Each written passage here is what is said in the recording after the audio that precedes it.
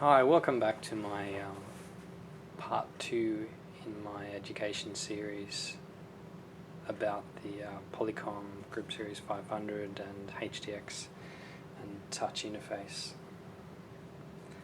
I just wanted to show you the unpacked Group 500 series. So first thing I'd like to talk about is I have previously moved the Group 500 series and have found that the camera system, the head does tend to move around a little bit. I'll just go and get the Group series just so I can explain to you what I'm talking about.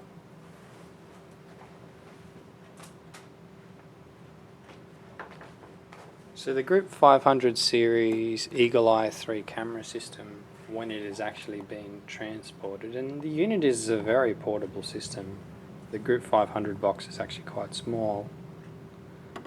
You will find that the head moves freely in transportation. So it would be a good idea if you're able to hang on to the box where you can fit the camera system in to its box just for transport. The other packaging that comes with it, for example, I've still got the microphone pod here still in the packaging. It'd be a good idea to keep hold of that if you do decide to transport the Group Series 500 to another location. So we'll talk about some of the features that come with the unit. The microphone that comes with the unit is nice and small. It has a nice weight about it.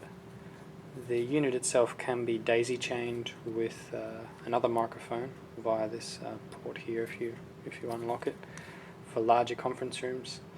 There's the microphone connection back to the Group 500. There is an LED indicator on the top here. I have one that's plugged in, so you can get some idea of what the unit looks like once it's plugged in. And with a simple press you get here, you've switched on the microphone. So there's always a visual indicator. There's always a visual indicator as to whether or not the microphone's on in the room, which I think is a good idea.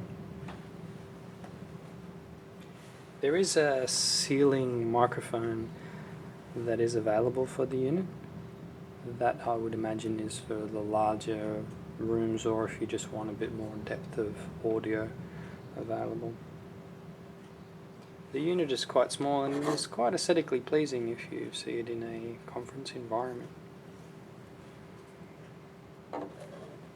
Some of the other components that we have here are the power brick and associated power cable. Fairly self-explanatory. There is one tricky aspect to this I should mention, which is that the group box itself has a power port in it for the power brick, and the camera system also has a power inlet on it as well. So in this particular instance with this configuration, power is transmitted from the Group 500 series via this cable out of this port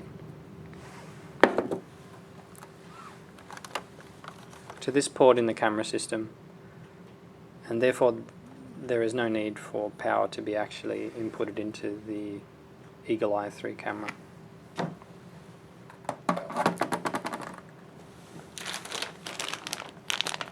The next cable that I've got here is the microphone cable. It's got quite a long length, which is really handy depending on, particularly in an education environment, if you might have a small group located in a particular area in the room that you would like to take the microphone to them.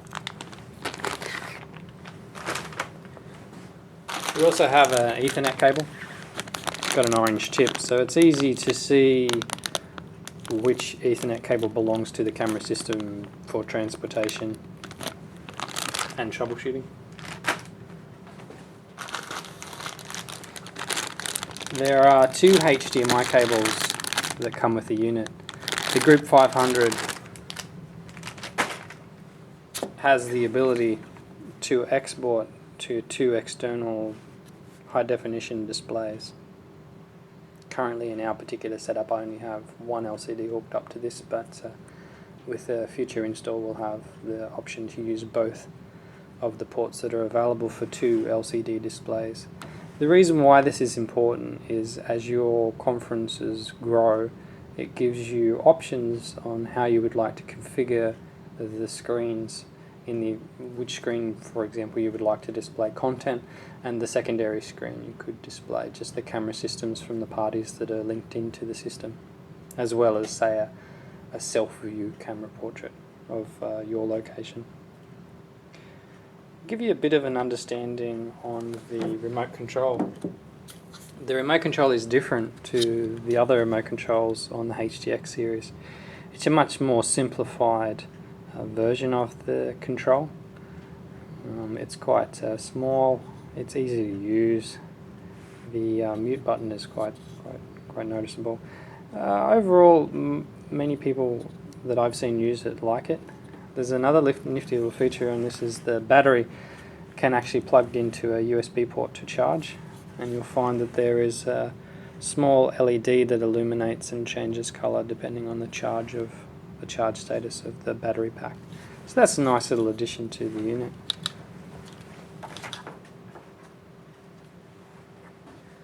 The remote control also tends to make a little purple blinking that you can see on the camera system here. You can't see it when you look at it, but just be aware of the fact that it does display through the camera system on the other end.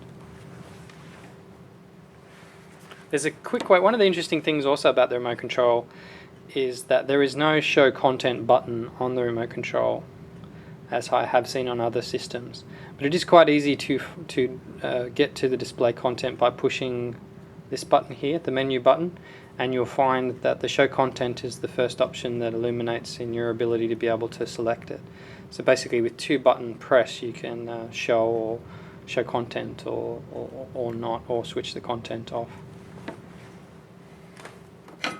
We've decided to go with, as I explained in part 1, the touchscreen device here, just to make it a little bit simpler for end users and students to use the system.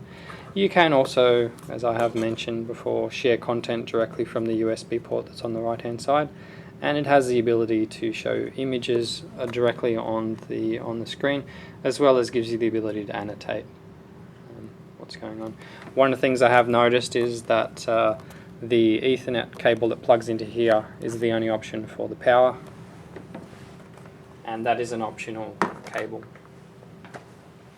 So I just want to quickly go through and explain to you some of the ports that are available on the Group 500. So basically here we have, from left to right, the connector to the camera system. These ports here are for content sharing that I'll explain later. So basically any computer that you wish to plug into this unit to display content to the far side. You also have the microphone port.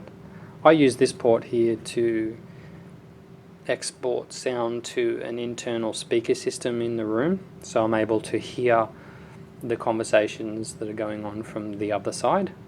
So when they want to talk to me, that's the port that I use to export it to. These two here, as mentioned before, are to the 2 external displays. There are 2 USB ports here. There's a LAN port and the power port.